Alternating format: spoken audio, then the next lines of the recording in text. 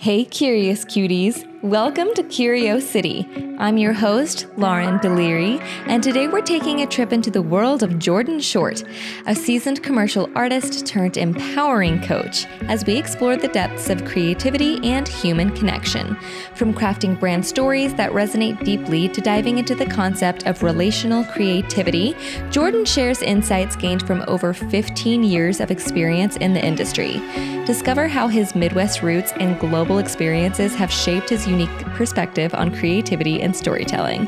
Gain valuable tips on nurturing creativity, both personally and professionally, and learn how parenthood has become rocket fuel for his innovative ideas. Get ready to be inspired and empowered to unlock your own creative potential as Jordan unveils the magic of relational creativity. Hello, everyone, and welcome back to Curiosity. Today we have Jordan Short, a longtime friend who I haven't really seen in years. So it's been a minute. A little bit of how we met. So Jordan was what would you even say? Just not just a photographer, but like you did other things for my band back in the day. Right. Our last album. Creative director. I was the reason why it was the last album, right? No. Oh, okay. No. Cool. I mean, it added to the story of why we were like, okay, this is not, we can't, you were awesome. Okay. Yeah, thank you. What we created was awesome. Yes, it was. The Christian music industry was not ready for the awesomeness that we brought. God, they were not ready. They were not ready. No. So what would you say? Creative director and photographer? Yeah. Okay. And did all the design and packaging for the album and all that. Fully involved. Fully. Yeah. So fully involved. And we were obsessed. Like my sister and I were like, loved everything that came together. We loved the shoot. It was like, finally we felt like our creativity was actually like getting out there. Felt like every other album, it was like, we were proud of like the songs that we wrote at the time, whatever, but it felt like the artwork and the branding was never quite on par for our vision. Mm-hmm. And of course, as soon as our vision came to life, people were like, what the hell is that? And yeah, it really wasn't that crazy at all. But I think one of the pictures, like a shoulder was showing. Scandalous. And it wasn't, it was like, just like something was off the shoulder. It wasn't even shoulders. No. There's just one little shoulder. No, we had a whole like discussion with management and powers that be about it. Yeah. Now I do remember there was a phone call and I was somewhere else because I remember being told what had gone down. And I was like, what? Like everybody else had gotten on a phone call. I think I got engaged. It was something important, maybe like that. I'm pretty sure Adam proposed because it was like a couple days after the photo shoot that he proposed to me. Mm-hmm. So then I think there was some, I don't know. Anyway, doesn't really matter. That was a long-winded way to say that we know each other from the industry. Yeah. And would you consider yourself still in that industry? For sure. Yeah. Creative direction, branding. Yeah. All of that stuff. Basically you're very helping. Good at it. Oh, thank you. Yeah. Yeah. No, I like helping businesses a little bit less on the music side. Yeah. Yeah. That's what I was thinking. But we still work with musicians, recording artists. But really, it's helping people tell their story in a way that they haven't been able to in the past. Maybe because like they weren't sure how to convey it. Yeah. Or they just, I don't know, didn't have the team around them to help them realize their vision. Yeah. And so, that's what me and my agency do. Yeah. Oh, absolutely love it. I remember the cards. You got out the cards for like the branding. Yes. Like, okay, pick 3 or I don't even fully remember. But I remember that was like very pivotal because I was like, oh, he's serious about branding. And I don't know if you've like could tell, but I also love branding. It's why I rebrand myself. And like now the podcast has been completely rebranded. Completely redone. And I just, I have a passion for branding and your eye is great. It's why we worked with you from the beginning. And, no, I get reminded, like, you know how Apple will just like remind you of memories. So like stuff will come up from that shoot and I'm like, I still like it. Yeah, me too. You know what I'm saying? Of course. Yes. Well, that's the thing. Like that album actually went and won a Juno as well. Mm-hmm. So there's lots of things to be proud of. Yes. I do feel like the branding and the artwork and, the music we had created at that point and who we had worked with, like I was really, really proud of it. Now there's lots of things within the industry that I look back on. I'm like, oh, I'm not proud or like happy that I was a part of all the things I was. But last album, it was great for where we were at, for sure. And Jordan was like the only, one of the only contacts I stayed in contact with post Christian music industry. Yeah. The way you felt when we were hurt by people not accepting the look, the sound, the trajectory we were going, the way you were like compassionate towards us. I was like, that did not go unnoticed. Like we felt so seen and felt so like protected by, well, I can say I felt protected by you and your like, you were like, well, what should we do? I'm like, I'm sorry. I'm like, don't be sorry. It's our creative vision that's like people are just not ready for. Right. And we're not the only ones in history that's ever happened to. So we could definitely say like we're in good company with that and other artists who people were like, well, I don't get it, you know? But anyway. Thank you for saying that. I appreciate that. Of course. Yeah. So anyway, that's the background. But there's lots of other things. We did it. We did the background.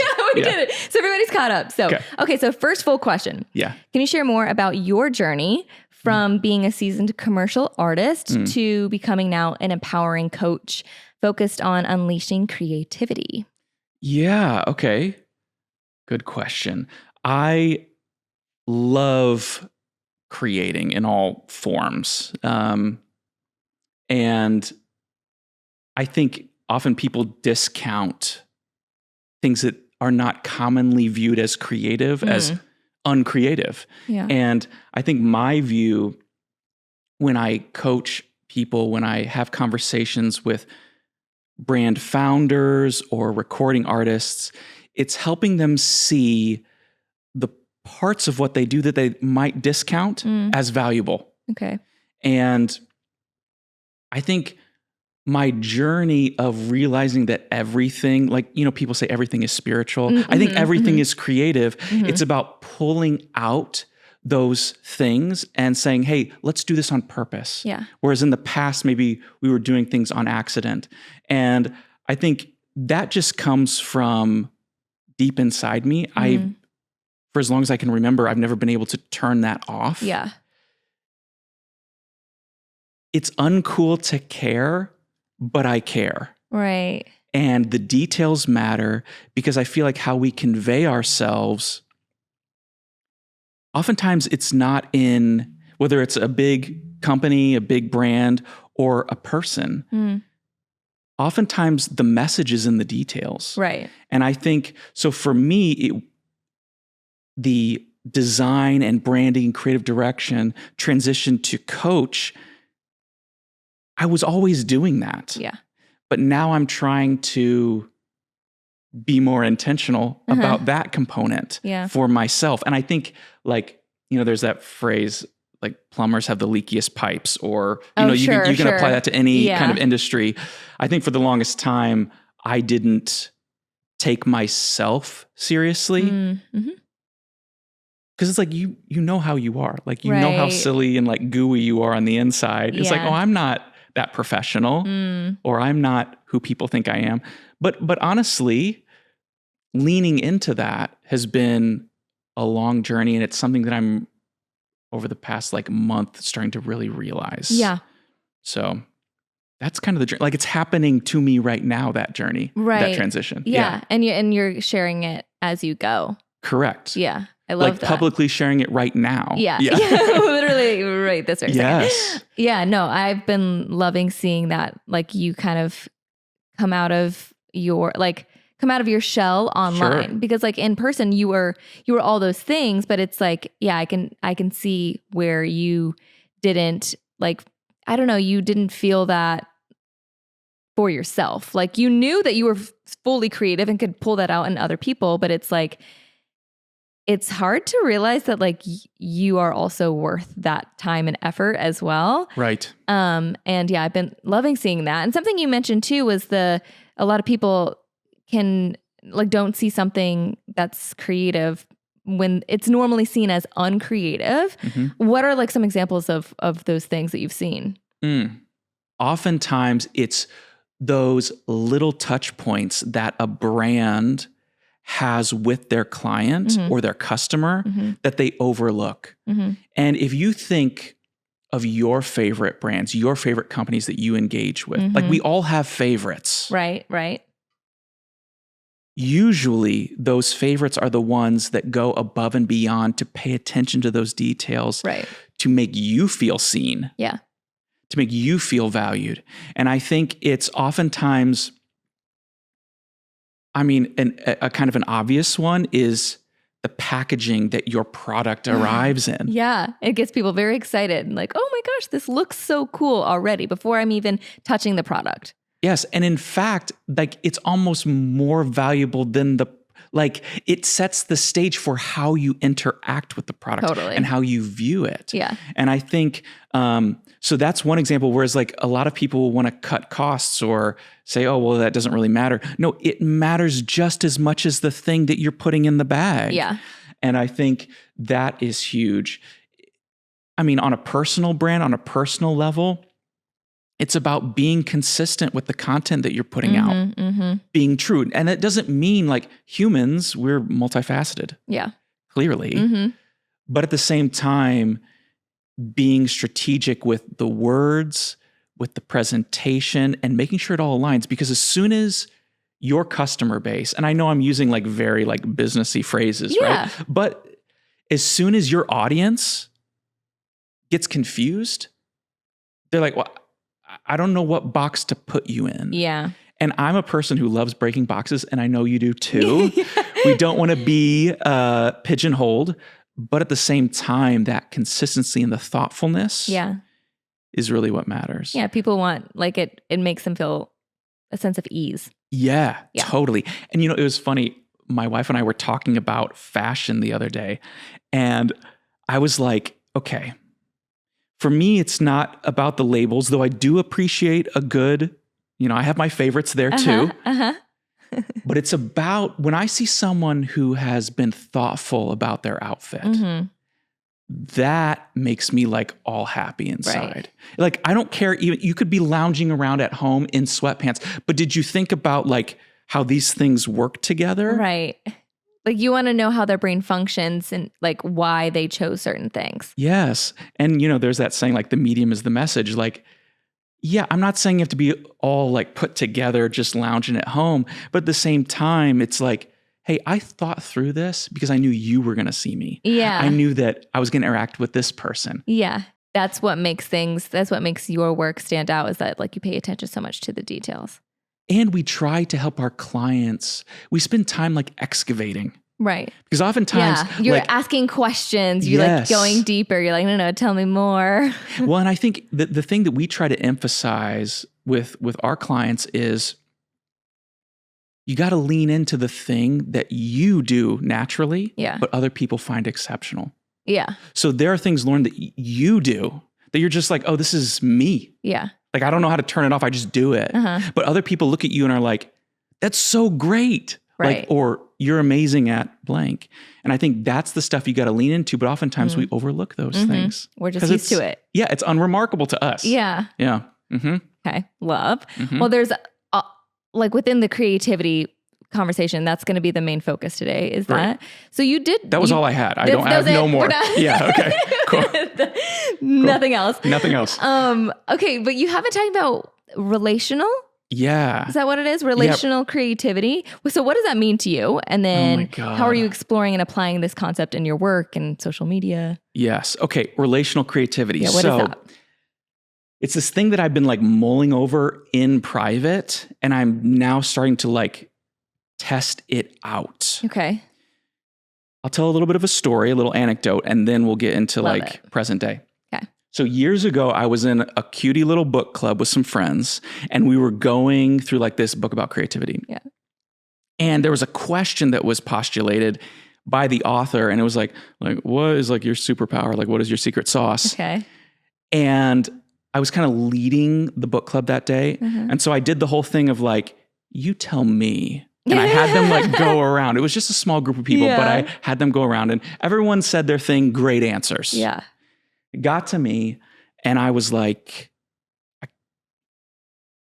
my friend was like, dude, like, what's your thing? Yeah. And I said, up until this point, I could have bullshitted an answer and it would have sounded like great. Yeah. It would have been fine. I was like, but now that I'm on the spot, I don't know what it is. And my dear friend, Brett, he was like, it's like, can I take a stab at it for you? Yeah. And I was like, sure, man. It's exciting and nerve-wracking. Yes. And he was like, you find threads and weave them together.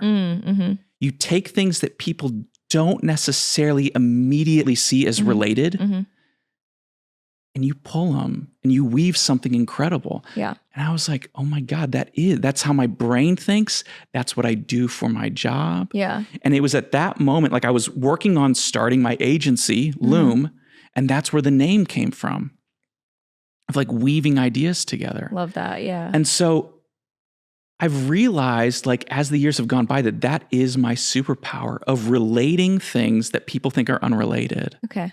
And tying it together. And I think that it demystifies creativity for folks, like this way of thinking.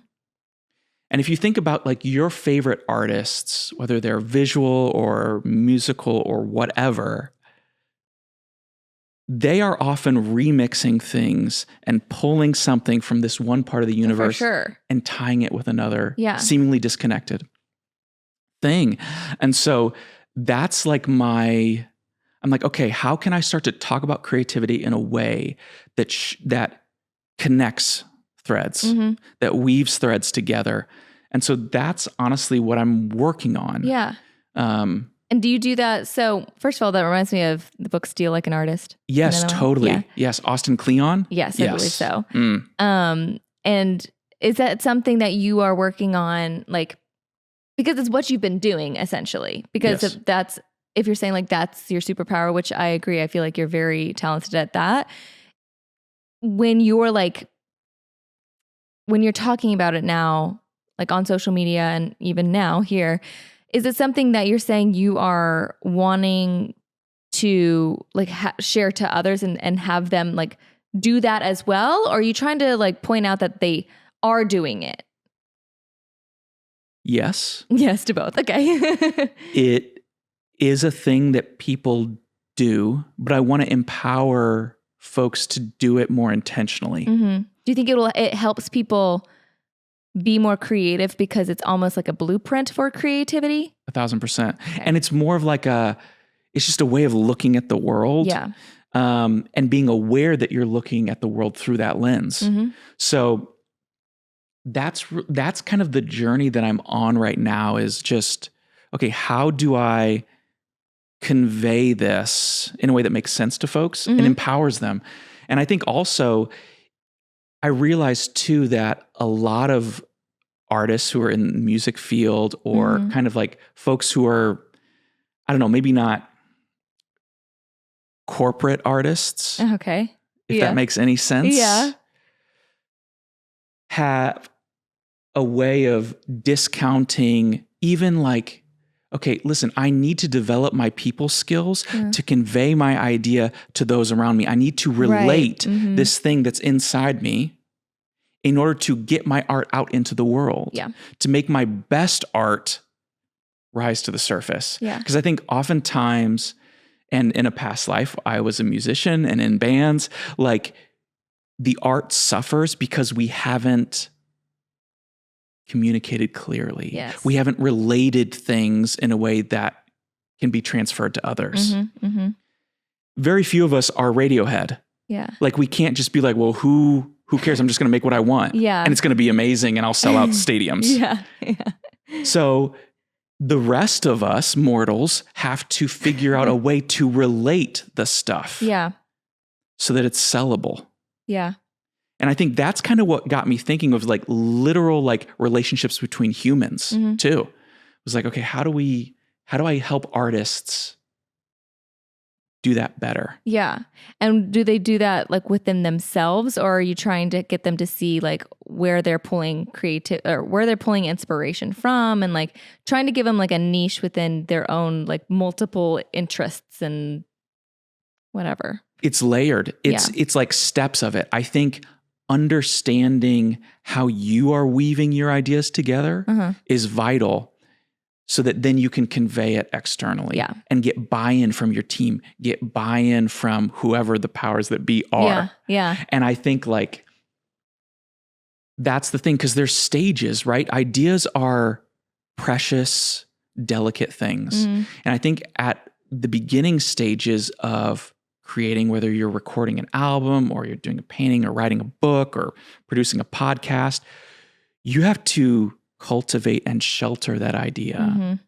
And in that moment, at that stage, helping an artist and creator and brand, all of these things, be aware of how those ideas are forming, how they're connecting. Yeah. So relating those pieces, but then once the idea has become,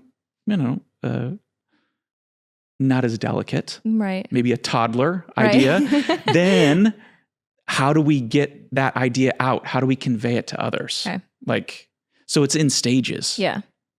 Love. Okay. So most people that I bring on to the podcast, almost every single time, if there's like 2 words that are said every single episode, it's curiosity and it is multifaceted.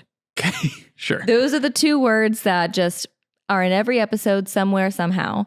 And the reason why, there's multiple reasons why I wanted you on today, but I feel like you also fit that. But you are so good at seeing the multi and then creating something out of it. The loom. Like I feel like if we could come from like a same creative cloud, I feel like we come from the same creative cloud, because I feel like I do that with I agree. friends and people as well. Like I'm able to do it for other people. And then I have more recently come into my own and being like, okay, how do I do this for myself? And yeah, anyway, it's like impressive to hear you talk, because I'm like, yeah, these are like things that I've been thinking about, but I love the way, like the words that you're choosing to use to describe it. I feel like it makes it tangible, but in such a different way that's beyond just, like multifaceted. It's like, okay, yes. To quote Ariana, yes and. Yes and. 100%. That's amazing. Okay, I love.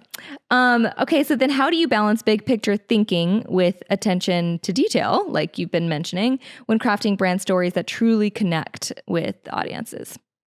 Yeah, that is hard. Yeah. That is not an easy thing. And oftentimes it's about setting, albeit arbitrary, but setting deadlines, setting parameters. Okay. So the story that I often use when talking about stuff like this is like the Beatles, when they were making their music, most of the time that they were a band, they were dealing with 4 channels on a mixing board. Just 4 channels. Yeah. And for all of the non-musicians out there, that is insanity. So they had to record things and then re-record things and mix stuff in such a limited capacity. That's crazy. And they were also fighting against like the EMI technicians who were at Abbey Road, who basically were like scientists in literal white lab coats. They didn't experiment. They just did the thing. Wow. Okay. And so when the Beatles started to feel themselves, they were like, okay, but how do we push? Right. Like, how do we maximize what we got? We got limitations. Yeah. And those limitations bring creativity. Yes. So I often argue that, like, obviously I want healthy budgets on the projects that I work on, but you don't want unlimited. Right. Because then people they don't focus. They just waste the money. And so I think going back to a project and planning that out, curiosity is so important in those beginning stages. Like I said, ideas are delicate things. You cannot suffocate what's going on then. Go into the detail, like geek out about French New Wave, whatever. Yeah. But then give yourself a deadline, give yourself stages. Okay, it's like, here's my stage where I'm just going to go as deep as I can possibly go. Yeah. But then I need to transition. So when we're working with clients, we have man, it's so important to set expectations, whoever you're working with, right? Yeah. But we say, okay, here are our stages. Here's what you can expect at each stage. And we're going to move through these. And if you decide at stage 3 that you need to go back to stage 1, there are consequences. Yeah. Right? Like, we're not going to hit the deadline you want. Yeah. There's probably going to be added cost, all of those things. But it's like, we don't have to do that. But just so you know, here's how we're going to progress through the thing. Mm-hmm. And so for me, it is really about being rigorous. Now, there are times where, you may have gone far down a path and you're like, oh, this isn't the path. Mm-hmm. And that's okay. That happens in life. Yeah. That happens in life as well as work. And, no harm, no foul. You don't have to be ashamed to do a U-turn. Yeah. But I think when you're creating with a goal in mind, you gotta give yourself those restrictions. Yeah. No, I love that. I completely agree. I do think like having to work within budgets or timelines or boundaries or just capabilities even has made things, I don't know, it gives it that fingerprint. Right. It gives it the heartbeat where it's like, oh, I feel the person here. Like I feel like the person behind the brand or the humanity behind the business or whatever, or the artist or, right. all the different things. Right. I completely agree. I think, yeah, if you have like the whole world is your oyster, it's like, well, then what are you going to do? Like truly, what are you going to do? That's why people buy like shitty cameras. Yeah. And they're just like, I want to work with just minimal amount of quality to make better quality in a weird way. Like, yes. Because now like quality definitely is the is the heart behind the business or the brand or whatever it is.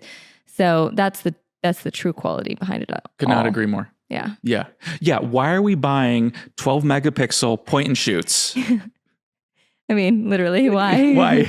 It's because we want that constriction. Yes. Yeah. Yes. Exactly. It's like what sick ass stuff can I do with this tool? Yeah. Well, because if AI is going forward, then like maybe I need to go. Maybe I need to go backward. Yeah. I don't know. There might be some truth to that. Something to think about. Okay, so I do want to talk about like your roots. You grew up. You said in the Midwest? Did, yes. Okay, so you have some... As did you, right? No, I grew up in North Carolina. Okay. So what's with the Michigan? Oh, our father's from Michigan. He went to the University of Michigan, and it was a big part of our family's life because our grandmother became the minority counselor at University of Michigan. Love. Flint, and it changed their lives, and obviously my dad was there for a while, and we are all just big fans. Okay. So people do get confused though. Because I was like, you're not the only person. The Carolina thing, but then I was just like, but what's up with the Michigan stuff? No. I have never lived in Michigan. I actually was born in Florida, moved to North Carolina. Wow. Now I've lived in Tennessee for basically the same amount I lived in North Carolina. So, and then also I've got the Canada thing. Sure. Yes, you do. Right. So kind of everywhere. Okay. So yeah, you grew up in the Midwest. Yes. And then you also lived abroad for a while. And you said that it did have some influence over like your perspective on creativity and storytelling. So tell me a bit about that. 100%. So yes, grew up in the Midwest. Midwest is best. What is Midwest? Like where? So like Illinois. Okay. Yeah. So Illinois is best? No, Illinois is not best. But okay, I have this theory though. Okay, this is a tangent, but I think it's a good one. The best comedians in the world, at least in the Western world, are either Canadian in the mid of Canada or Midwest. You got your Chicago situation that's happening. So you needed middle child vibes. You need middle child vibes. You need cold, harsh winter that just destroys your sense of reality. And then funny. You have to be able to make jokes about it. Yeah. So the best comedians in the world are from the Midwest and Canada. It's just a fact. Google it. No, I believe you. And I don't know where the comedians that I've enjoyed, I don't know where they're from, but just reflecting on accents, that's probably right. Yeah. Mm-hmm, mm-hmm. All right. So yes, grew up in the Midwest. Are you a comedian? I am not a comedian. I am not. But a healthy sense of, I think the Midwest cultivates a healthy sense of like work ethic and just like do your damn job. Yeah. But also a desire to escape. Yeah. To get out. Yep. That makes sense. And I think those things, the work ethic, but then the curiosity of what's out there, it's a great combination. And then, so yes, my dad worked in the Philippines for a little while. Okay. And so I lived there for a brief stint as a child. And I think the exposure, and then also like growing up, we were always surrounded by like all kinds of different cultures and people, like age groups, and it was fantastic. Yeah. That combination of living abroad and then also being surrounded by a lot of different people created that sense of my perspective is not the only perspective. And ask questions, you'll learn something amazing. Yeah. And I think like that has been huge for my career. Obviously I'm a white male, cisgender white male. But I think it was like, yeah, but you don't have the corner on anything. Like these cultures have been around longer than the Western culture that you know. These people come from this stream, and like you could learn something by just wading into that water a little bit. And I think it's so helpful in creativity because assuredness is creative death. Yeah. Knowing that you have all the answers is the quickest way to kill life, creativity, all of it. Yeah. Anything that you value. Yeah. And so it was like, oh no, I need to stay open. Yeah. Yeah. Oh, I love that. I feel like especially like in the Midwest too, Adam's from Minnesota.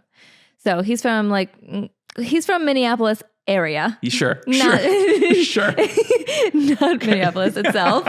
So yeah, he definitely has that like wanted to get out energy. And I feel like, that you even talked about the winters and like, you have to be a curious person. Like if what you have is like to entertain you is like your questions and asking people questions and being curious about people, other cultures, like that's going to keep you warm on a cold winter's night. It really will. It really will. And I think also like spending, I did spend time in central Illinois, but then as an early teen, we moved up to the Chicago area. Yeah, right. And I think like Chicago isn't New York or LA, but it is a world-class city. Yeah. And the access to just all the stuff was so key. And it was just like a daily reminder of, like you are not, like there's so much more than you. Yeah. It's so much more than your story. Yes. Yeah, for sure. Okay, I love that. And you're a father. I am a father. Okay. Yes, happily. Yeah. That's good. To a son, Phoenix. He's so cute. So cute. Thank you. Is he still rocking the long hair? He is. I mean, it's a little shorter now. It's a little bit more like Jonathan Taylor Thomas in like Home Improvement. Okay. But it used to be long and curly. Long. Yes. Yeah. Yes. Okay. Well, he's the cutest thing ever. So as a father, how has parenthood fueled your creativity? And, what advice would you give to other creative parents? Damn.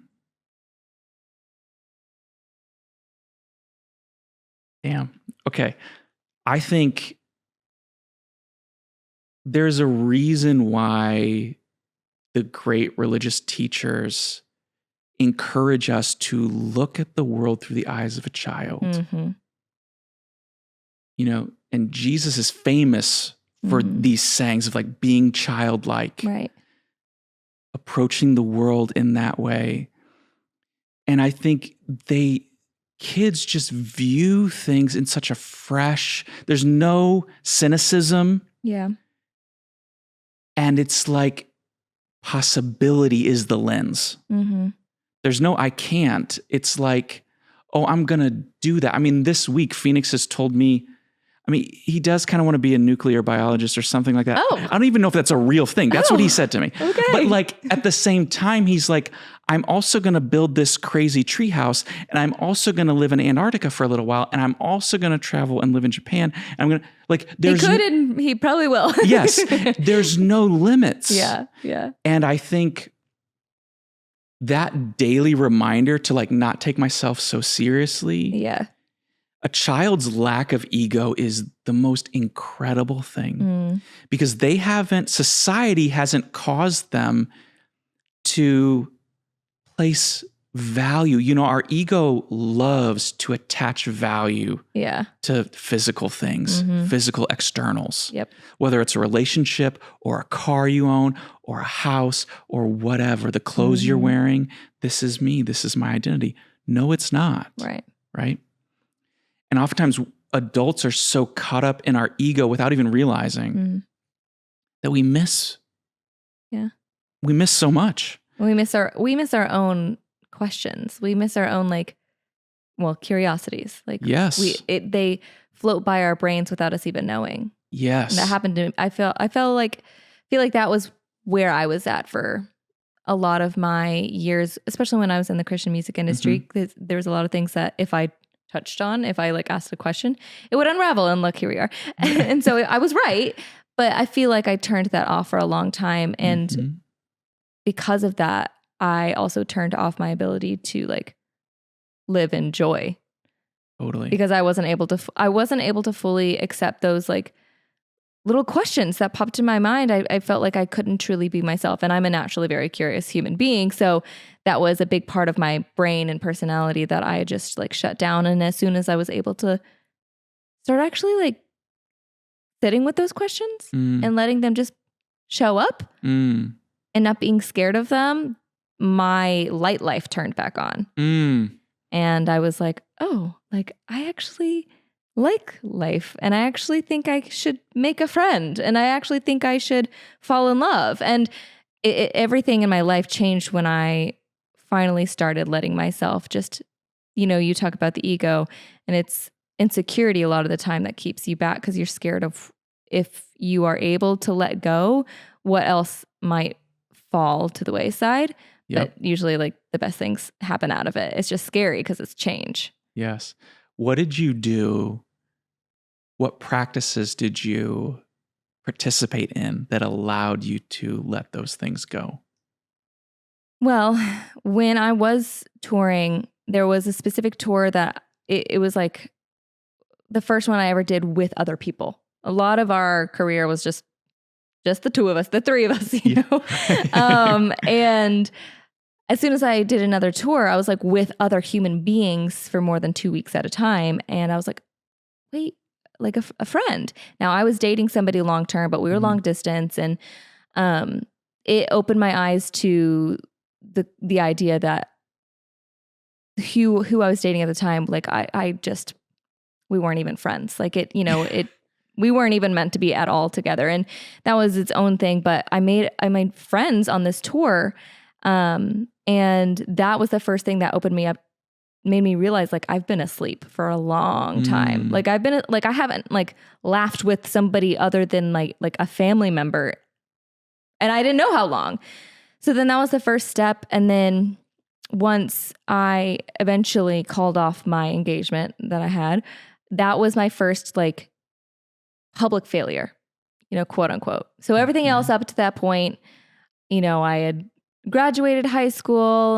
I did well there. I was a performer. I did well there. I went to college. I did well there. I had a career. I was doing well there. I was dating somebody. I got it. Everything was just I was just doing well. I just did the steps. I just said yes to everything. Sure. And when I called off that engagement and relationship, it was the first thing that was off of the beaten path, right? And I had just sent out save the dates to over 200 addresses. And they were all contacting me that week, oh my God, got your thing. I was like, well, throw it in the trash because I called off the wedding. And that, I will say, although that's not a practice, this huge shift in my life. It was a choice. It was a choice that I made. So I did make that. It was a practice in and of itself. That was the first breath of like relief I had from the life I was just saying yes to. Wow. So then after that, I got addicted to that feeling. Yeah. Because I was like, oh my gosh, like I can make my own choices. Because I hadn't made my own choice. And again, I don't know how long. I also had like codependency on like my family members, like my mother and things like that. So I had that to like work through with counselors. But I said, yes to the possibility of like something else was out there. Yeah. And then falling in love with Adam, that was like whole nother trajectory because I was happier than I'd ever been. And so then that was like, again, my light life turned on. Right. And I was able to experience those feelings. And if I hadn't experienced the friendships on the tour, and if I hadn't called off the engagement, I couldn't have fallen in love. Mm-hmm. I had to like take those next steps. And so the practices now is just being aware of where I'm just saying yes because this is what I do. Whether it's like, it's the podcast, it's what I do, or it's the, the job that I have, it's what I do. It's the relationships I have, it's just what I have. It's like, no, actually, you can change that today. Right. You could never post another episode again. Like it's all in my hands. And so much of us give the power out to other people. Like, oh, well, like I can't, it's my job. I'm like, well, does it have to be your job? Like you have so much power. And, I'm not saying everybody has the flexibility that I've really worked hard to give myself, but we do have choices. Right. And I think that's the practice. That's good. We have choices and that's the practice. It also sounds like by saying yes and no, there's always the inverse, right? When you say yes to something, there's a no to something else. It sounds like there was also a lot of saying no to other people's expectations of you. That was the first thing, I think. Right, sure. Yeah, saying no. Because people pleaser, Just, I really worked on that. That's been like kind of an adult long-term lesson for me. But yeah, that was the first time I was just like, actually, I'm not going to please. Well, because I felt nervous about the vendors even. I was like, I couldn't even call the vendors. I was so nervous to tell them that I was not getting married anymore. I had my mom and sister do that because I was dealing with like the guests. Sure. And telling all of them. And they're like, why are you okay? Like, that was its own a lot. I was like, okay, just take care of the vendors at least. Like, and I felt so, I was like, oh, but they care. And they're like, no, Lauren, like, this is their job. Like, they don't actually care about your wedding. Like, you know, but I thought they did. They sold it to me. They did a good job at selling it to me that they were emotionally invested in my wedding. But anyway, yeah. No, that's so good. It's so good. And I think those little acts, because not everyone who's listening to this right now is ready to call off their wedding. Right. But I would guess that there are many people who are unhappy with something in their life that they know they have the power to change. Yeah. Right? I'm not talking about things that are outside of your control. We all have those. Right. We all have limitations that are on us. But I think there are those things that we could all think of if we just took a minute. Yeah. And we can begin to say no one step at a time, or yes, one step at a time. Yeah. And I think, not to turn this into you can do this, but I think it's a powerful message that people deserve to hear. Well, one of my favorite parts about it being a public decision, I say that because, I mean, I sent out over 200 addresses. So then over 200 families heard that I was like not getting married. So it wasn't just like something under the radar. So one of my favorite parts was people coming out of the woodworks, either telling me like I was once engaged and I called it off. And like, people who were older than me that I had no idea that it was their story too, whatever. But the best part was when there were people messaging me being like, I'm engaged and I feel like I should maybe ask some questions that you're at. Like, what made you, what made you go through this? What like was the final straw? Like all these different things. And I'm not like a matchbreaker. I'm not like trying to like break people up. Yeah. But as soon as, I'm sorry, but like as soon as you're messaging me asking, I'm like, my gut is telling me that your gut is telling you that's right. that at least something's off. That's right. So yeah, I that's right. I loved those conversations because I felt like I was helping truly set people free. That like freedom is something I have been chasing since then. Mm-hmm. And again, questions, curiosity gives me freedom. But it's just, I love offering it to other people, or when I like people see me or see my story, whether it's the engagement thing, whether it's deconstructing my faith publicly, whether it's, again, anything like that, going non-vegan even. People are like, oh, like, it's like these people like sliding into my DMs. Like, congratulations, by the way. Thank you. I'm enjoying my life a whole lot. It's a whole lot tastier.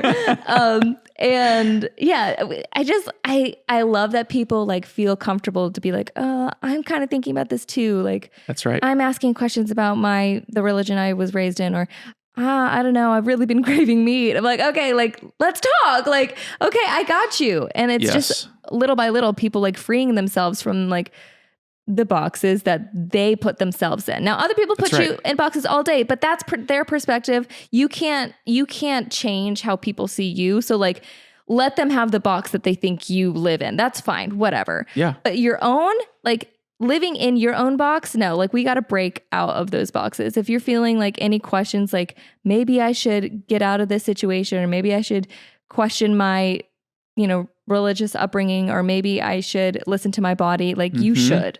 You should. So anyway, yeah.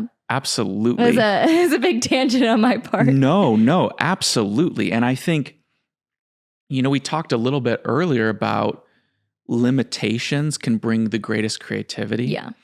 But those are choices. Yeah. Those are choices to put like I am going to be more free if I have this one limitation on me. Right? And I think there are a million metaphors for this, from, relationships to sports, but it's like, if you are playing soccer and there are no rules, then you're not playing soccer anymore. Right. And I think like understanding that self-imposed limitations can be the framework for freedom. Yeah.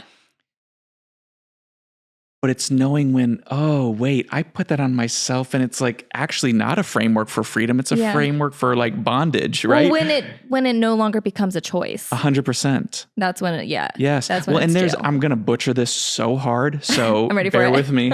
But it's like the Buddhist philosopher Thich Nhat Hanh, he was, in one of his books that I read, he was talking about this like old school Buddhist parable. And it's this traveler who was walking along a river, and he was like, oh, I've got to cross the other side. I'm going to build a boat. So he goes back into the trees a little bit, into the forest. He gets some twigs and some bigger logs, and he begins to construct a raft. And he succeeds. He builds the raft. He goes across. He's on the other side where he wanted to be. He starts walking, but he's carrying the boat with him. He's going for miles and miles and miles, but he's going slower than he was before. Yeah. And this old man sees him walking, and he's like, what's going on, dude? Yeah. Why are you carrying the boat? You're not. He's like, well, I used it back then. I needed it then.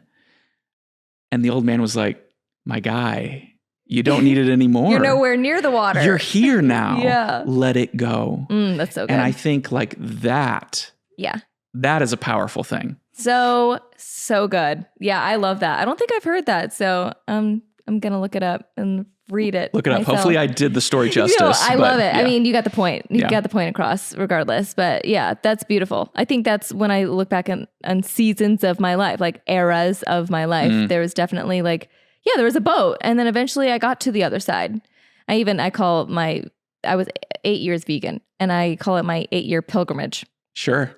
And then I did what I needed to, and now I'm on the other side. So anyway. But you're aware of what you're choosing. Yes, exactly. Right? So I think there's an awakening that must occur that makes us aware of the choices we're making. Yeah. And, I pray that my life can be a part of someone's awakening. Mm-hmm, mm-hmm. And I think it kind of goes to what you were saying is like, if someone, I don't know if it's my face, I don't know what it is, but it's like people just tell me shit, Lauren. Yeah. And I'm just like, okay, cool. But no, that's me on the inside. Yeah. But on the outside and on the inside, I'm like, hey man, like whatever you need to say, like I'm here for you and that's okay. And we can talk about it or not, but I'm here for you. Yeah. And I think like that allows people to awaken at their own time. Yeah. And in their own process. Mm-hmm. Adam has that too. So maybe it's a Midwest, like a soft-spoken Midwest boy situation. Yeah, like pasty white boy, just Midwest just thing. Like a gentle Midwestern. Gentleness, yeah. Or maybe it's just like a drummer thing. I don't know. Maybe. It's not a drummer thing. It's not, because drummers can be. I love drummers. Yes, I always love drummers. Like my friends in college, like they were all drummers. Yeah.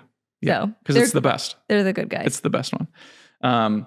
Yeah. Who needs to be a lead singer when you can be a drummer? That's like facts. Anyway, all right. Yeah, no, I just think it's like, and I used to be, I don't know what your Enneagram is or whatever, but mine is like a hard 1, which is like the reformer, hard 1, wing 2. Mm-hmm. And so like reformer and helper. So like my thing is going back to like my superpower, being able to weave stuff together. Like, I'm like, oh, I see what you can do to like achieve what you want. Yeah. Like I can see it like that. Now, whether you're ready to make those steps or not is on your timetable. Mm-hmm. But when I was younger, I used to get frustrated. Yeah. Even in my career, I'm like, I'm working with a client and I'm like, I can see how this change is going to propel you forward. Mm. But I had to be careful about how I communicated that, because not everyone is ready. Right. And it's like ones you know how it should be. You know how it should be. Yeah. Not that it's the only way. Right. But it's. Yeah, no, totally. I had a couple of ones in my life. I know that. I feel like you definitely, I could see 1, I could see 2, I could see 4. Mm-hmm. Mm-hmm. I can almost see 9. I have my 4 days. Yeah. I had to, I'm the oldest of 5 kids. So very responsible. Yeah. Very much a rule follower, though my parents didn't necessarily like push that on me. It was just how I am. You wanted to be like that. Yeah. And I, in early high school, I befriended a guy who is still a best friend, and he's an 8. Okay. And he showed me how to break rules. Yeah. And I bet he did. Yeah. And showed me that it was like, oh, the world isn't going to end. Yeah. And like, there are some rules that don't need to exist. Mm-hmm. And it's okay. Yeah. And I like to believe I helped him a little as well, but that changed my life. Give and take. Yeah. Yeah. And even to this day, it's like we operate in such a wonderful space. But I had to learn, it's like, no. It's okay. Yeah. Like just break out of it. Yeah. So I know we talked a lot about your creativity, but we talked a little bit about your process. So from, when you're working on a project from ideation to execution, like, can you walk us through like what that kind of looks like? The process is pretty consistent, okay, regardless of the industry. Okay. Love that. And that makes your job in a way easier. For sure. And we've honed it. When I say we, I have a branding agency at Loom, and I have 2 business partners, Sarah and Carl, and they're fantastic. This is like not a finished product. We're always tweaking, we're always adjusting, we're always improving. But we've landed on a process that helps us get to the heart of the matter and allow the clients to see themselves as they want to be. Yeah. Because sometimes it's like, I feel like our brand or our company could be that, or I could present myself as this way, but I don't know how. I don't know how to get there. Or it's just a whisper in their soul and they just don't know how to pull it out. So we really start with the foundational things of like, why did you start this? What animates you? What animates the business? What do you wish was different in the world? Those kind of key foundational things. We love a brand that wants to do things better and different. Not everyone actually wants to do that, right? So we love that. And I think our ideal client, regardless of industry, is one that has achieved a certain level of success, but knows that in order to reach the next, they've got to revolutionize something. Yeah. And usually it's the story that they're telling people. Yeah.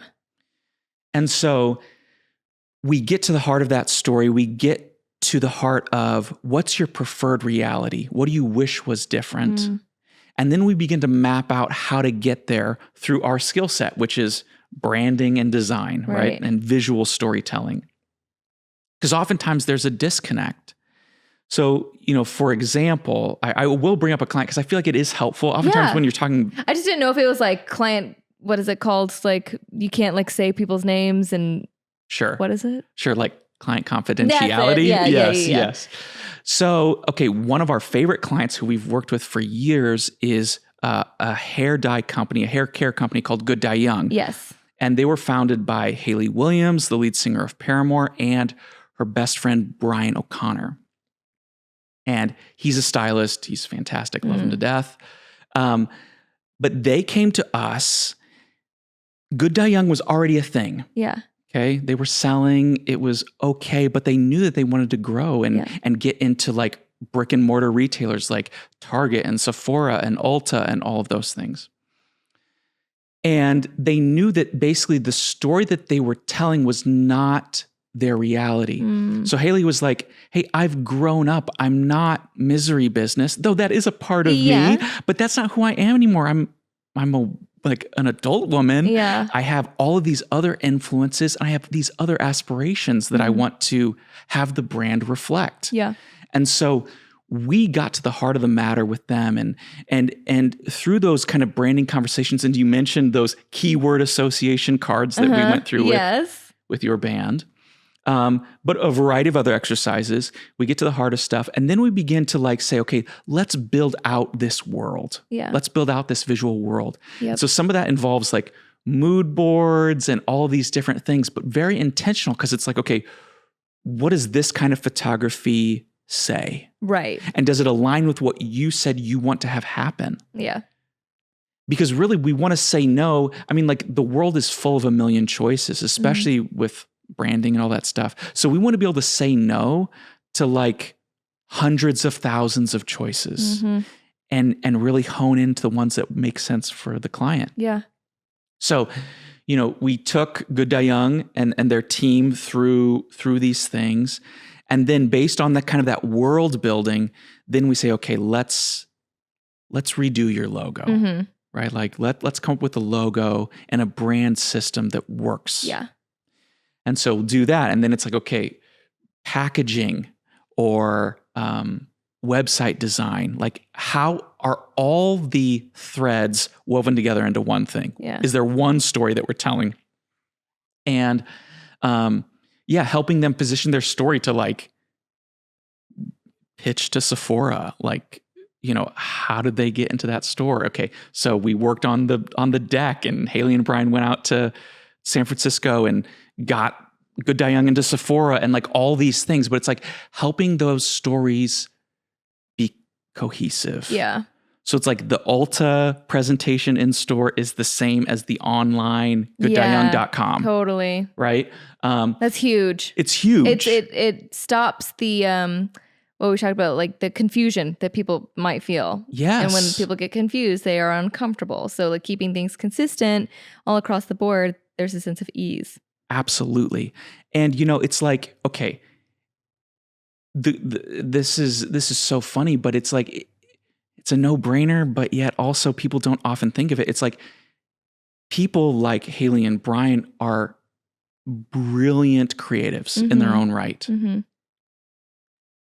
But they're really brilliant in their one thing. Yeah. And they know that in order to like be truly excellent on all levels, they need to pull in other brilliant people. Yes, totally. And, you know, so we work with all kinds of clients from beauty industry to like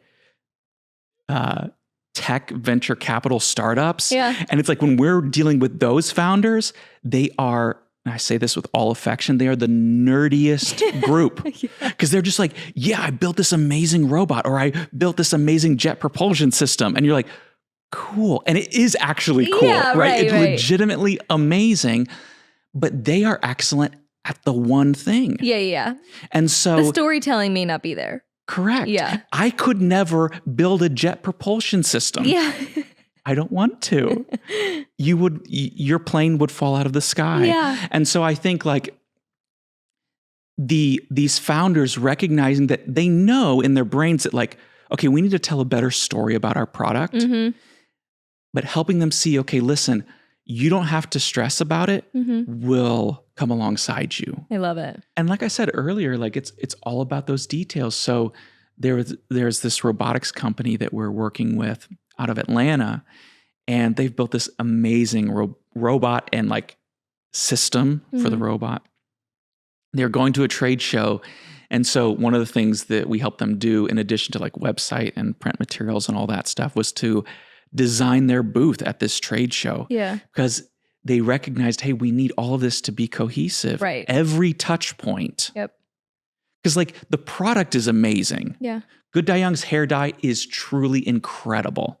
This robot is amazing. But if we don't tell the story, no one's going to see. Right. No one's going to see it. Yep.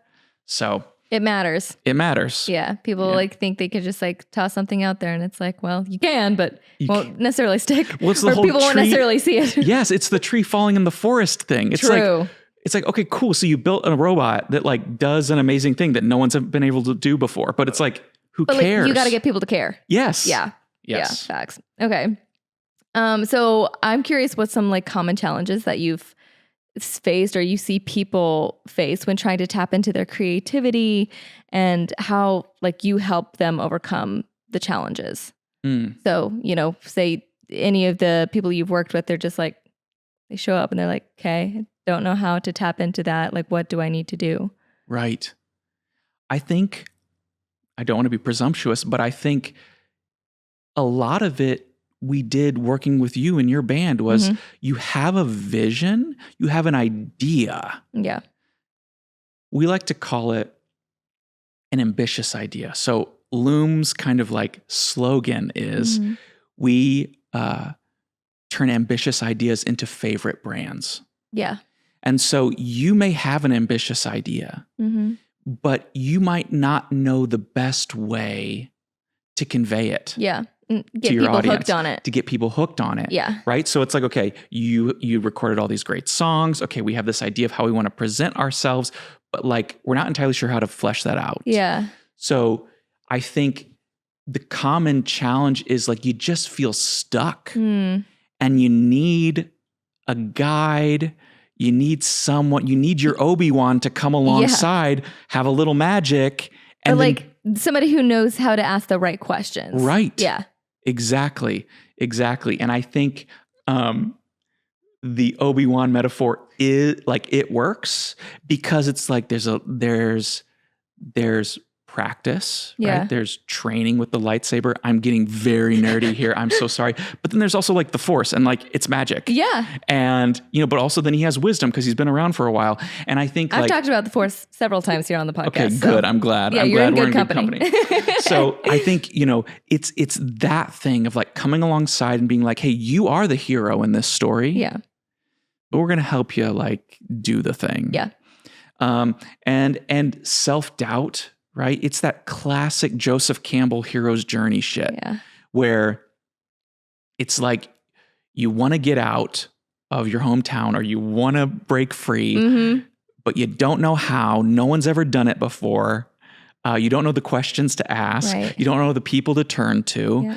And I am so thankful that I have those people in my life that show me what's possible. Yeah. And I think I want to be that for other people. Yeah. We call those expanders. Expanders. Because the world is full of contractors. Yeah. Like, True. I mean, they're everywhere. Yeah. Self-imposed, limit, fenced in, like just, I don't know.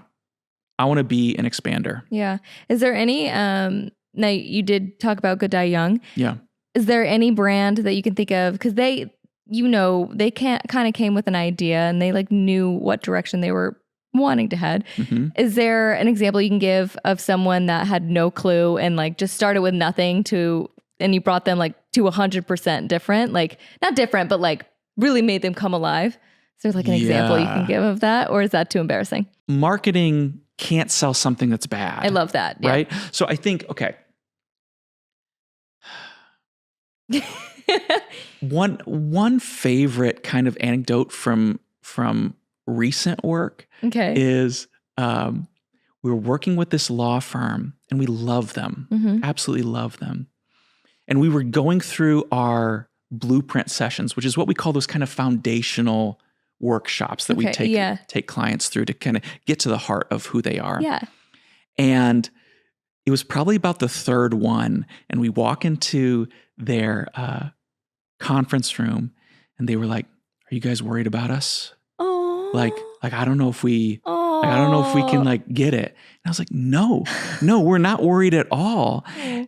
They were self-conscious of like, I don't know, like we know who we think we can be, maybe, but I don't know if we got it in us. Yeah. And then at the end of that session, the light bulbs turned on. They got excited. And they were just like, yes, we got it. Oh. And I think like that is probably an example of that thing of like, we don't know who we can be until you show us. Yeah. And yeah, they're fantastic. But it's like, they're lawyers, right? They're really good at this one particular thing. Right. They're like, creativity, I don't know. Or oh, I love that. Yeah. When that's the power of, again, I mean, it's what I do as a podcaster is ask questions. It's the power of like, getting to like the heart of something. It's a passion of mine, obviously, and it's a passion of yours too. That's so cute. I know. And like adorable. Yes, I know. And to see the joy on their faces, like it sounds so corny, but it was true joy. Yes. And they're like, oh no, we can do this. Oh, yeah. I love. It was great. That's so fun. Okay. So outside of work, we talked a lot about your work. Yes. What are some of your favorite ways to stay creatively inspired and like rejuvenated? Yeah. Well, before we hit record, we were talking about your trip to Paris. Yes. And I think for me, that's it. Yeah. Like Paris? Paris, yeah. Yes. I have to travel. Yeah.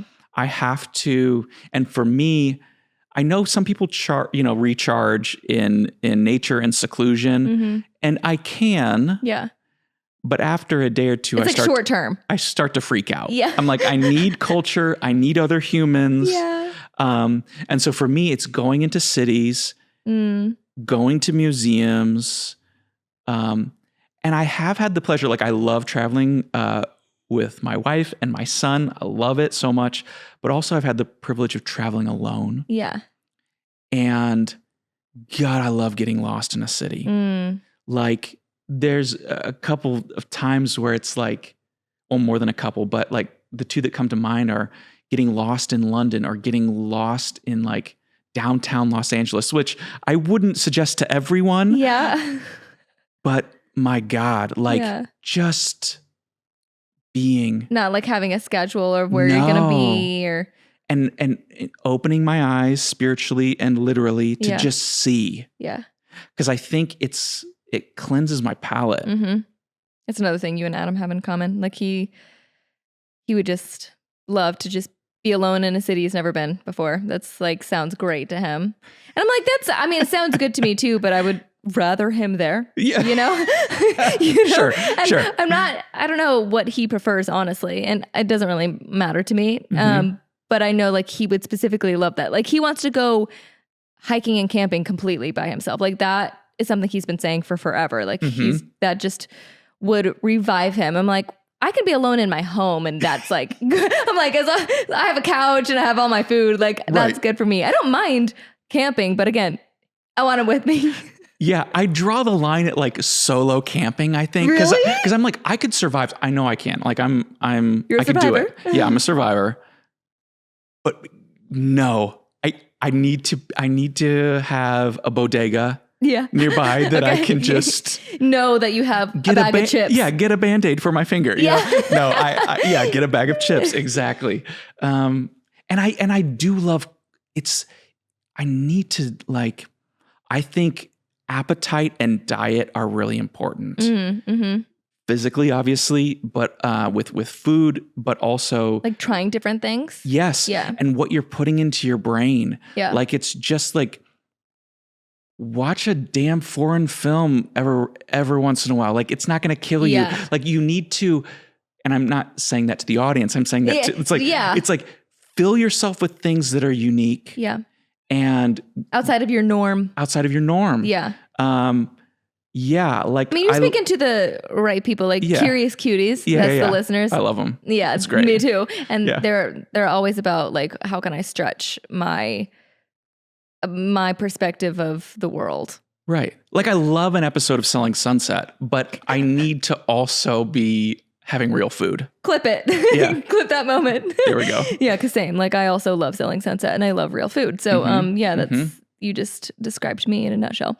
Okay, love that. Well, and also it's like seeing, so like Phoenix, I don't even know how this happened, but he was like, oh, Godzilla is a thing. Yeah. And he's loved Japan since he was like little for some reason. Oh. And so he was like, oh, like Japan, Godzilla. Okay, cool. And I was like, okay, dude, like you can read, we're going to watch, I have the Criterion Blu-ray of the first Godzilla film from like 1956 or something. Gosh. And I was like, okay, you can read subtitles. I'm going to just throw you into the deep end and let's see what happens. And he just was like, yes, this is the best thing ever. Like, I can't believe it. Like, he just loved the film. And I think it's like those things where it's like, stretch yourself. Yeah. View things from a different perspective. Yeah. Like, yeah. I love a good indie film too. Mm-hmm. Same. Oh, that's amazing. Okay, I do have one last question for you. Sure. Okay. So we have been talking about curiosity quite a bit. So this is going to be centered around that. So what role do you believe that curiosity plays in the creative process?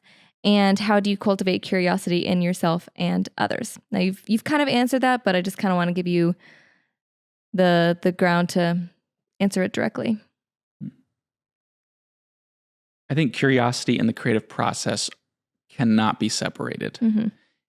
And as I mentioned before, ideas are delicate things. They're precious things. And you have to be curious enough for those ideas to start. Mm-hmm. And then gracious enough, which is, I think grace and curiosity are intertwined as well. Yeah. Giving yourself grace to just observe the thing, not judge. Mm-hmm. You know, in my meditation practice, one of the first things I learned years ago when I started was like, you are not your thoughts. Observe and let it pass. Yeah. And I think the graciousness to observe, the curiosity to allow is where creativity begins. Right. So I think for me, I do work hard to cultivate that because I think sometimes, you know, with my job, yes, I have to allow those germs of ideas to grow. Yeah. But I also have to like make a decision. Yeah. I have to be like, okay, we have a deadline. You have to make a choice. We have to make a choice. And so being clear with myself to say, okay, here's our time for cultivation. Yeah. And here's our time for pruning. That's good. And I think also, even in the pruning, curiosity is important. Yeah. There's a famous phrase like, kill your darlings. Oh, okay. Yeah.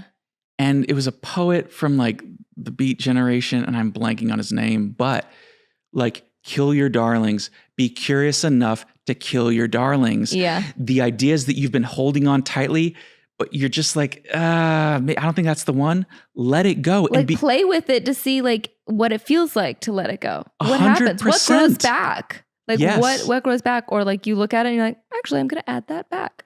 You're not going to run out of ideas. Yeah. If you learn to prune them and you learn to kill your darlings, you're not going to wake up one day and just be out. Yeah. And so I think that is also a level of curiosity that is often overlooked. Like once it comes time to edit, cut away. Yeah. So I think those are two main places in the creative process where curiosity is vital. Allowing your ideas to germinate and giving them the space to be, but then also once you've reached the point of editing, just be vicious. Chop it up. Yeah. That's why Adam's the editor, because it's hard for me to chop. But I'm like, this was all a great conversation. He's like, chop. Nope. Chop. Yeah. I need somebody to come in and be like, hey, I'm going to make it the best, actually. Yep. Just the best. So yeah, I love that. That's a good way to put it. I think, that does get lost with curiosity. It's like, we don't really think about what needs to be taken away. We're like, oh, expand. It's like, well, actually, what if we like kind of cut things down and see what's left and what's good? Right. And this goes back to even your thing about the wedding, calling off that relationship. I bet there was curiosity that occurred before that decision. Oh, yeah. Right. But then being brave enough to cut that off all of a sudden brought all of these other, your life now is what it is because of that. Yes. And I think, that's curiosity also. Yeah, I agree. Okay. Well, you're amazing. It's a pleasure. Thank you so much for being on. Yes. I've loved talking to you. Likewise. I think your brain is amazing. Something we say here is, I love your functions, because I love the way people think. I like learning how people kind of, again, back to your loom situation. I'm like, I love to see how people's wires are crossed. And I just think the way that you're creative is just really inspiring. And you haven't lost any of that at all throughout the years that I've known you. I know. It's like, I say that it sounds kind of like a threat, almost like don't lose that, but like but it's inspiring. I think a lot of people get just lost in the sauce, and I feel like you just keep pruning your own curiosity and creativity, and it's like creating more new things and fresh ideas, and it's obvious. So thank you so much for being on. Thank you for having me. It was a pleasure. I love chatting with you. Love it. Oh, yeah. I'm so glad. Tell everybody like where they can find you and connect with you if they want to find your stuff. So on the socials, I'm Jordan, JORDAND Short. That's my handle on all the socials. Trying to be more active on TikTok. Okay. I'm old. Just give me some grace. But yeah. Same Jordan D Short on TikTok? Yes. Okay. And then my agency is helloloom.com. Hello, spelled normal, and then LUUM. Yeah. Okay, great. Well, I'll put it all in the show notes so everybody can find it, click it right away. Thank you so much for being on. Thank you for having me. And thank you guys so much for listening. We love you guys. Stay curious. And until next time, bye.